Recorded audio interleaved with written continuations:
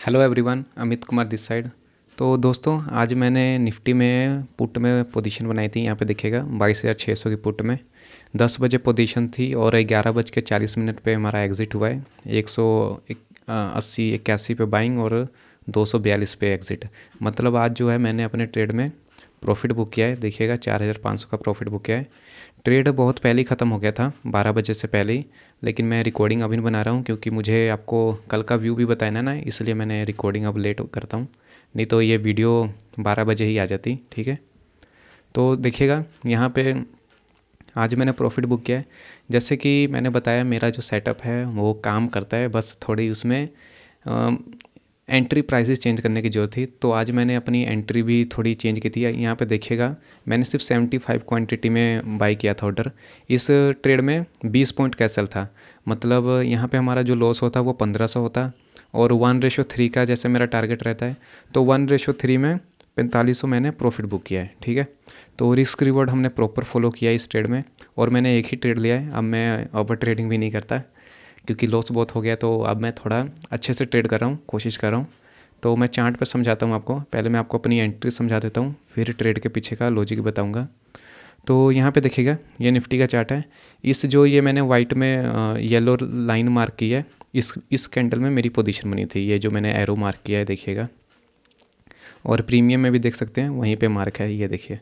तो यहाँ पे एंट्री थी, मेरी एंट्री प्राइस देखिए 181.65 और 20 पॉइंट का एसएल, मतलब 19.35, वही मतलब 20 पॉइंट का एसएल था। ठीक है, उसके आसपास का ही।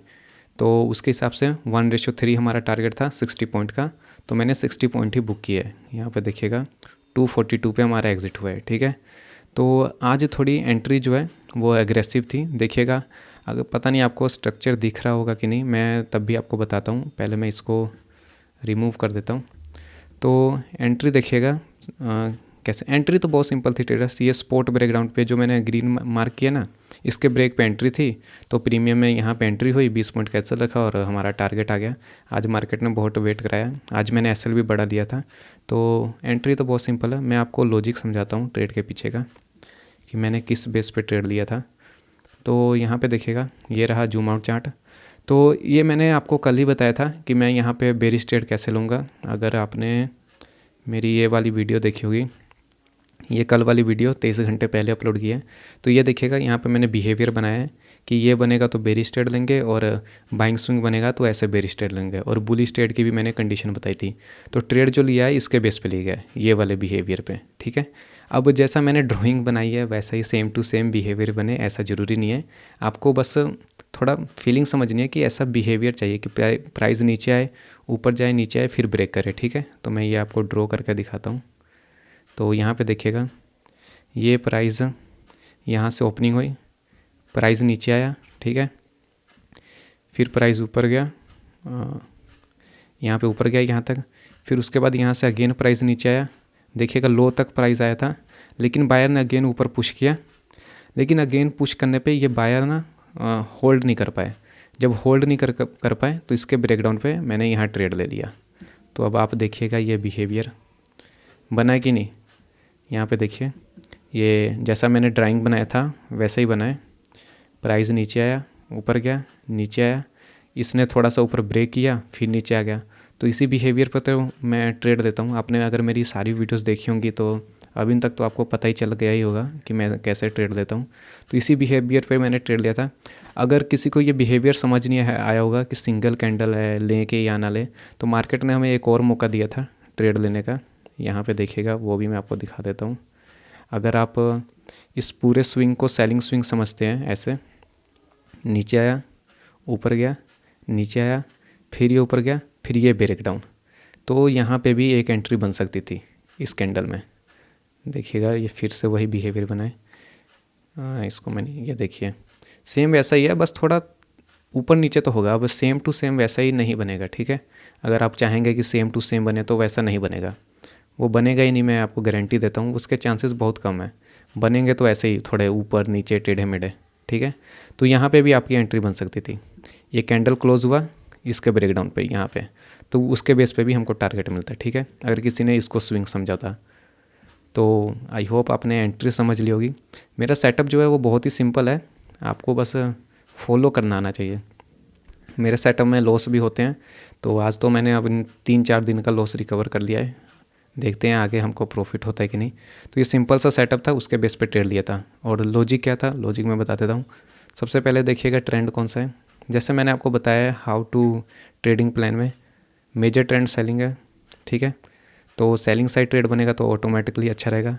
उसके बाद सेलिंग ट्रेंड है, उसके बाद अगर आप क्लोजिंग देखेंगे तो क्लोजिंग बुलिश है, ठीक है। तो बुलिश क्लोजिंग है, तो बुलिश ट्रेड हम कब लेंगे?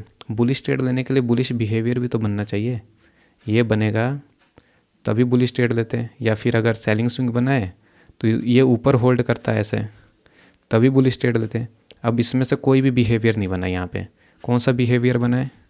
देखिए, ये सेलिंग वाला बिहेवियर बना है कि नहीं। तो इसी के बेस पे मैंने ट्रेड ले लिया।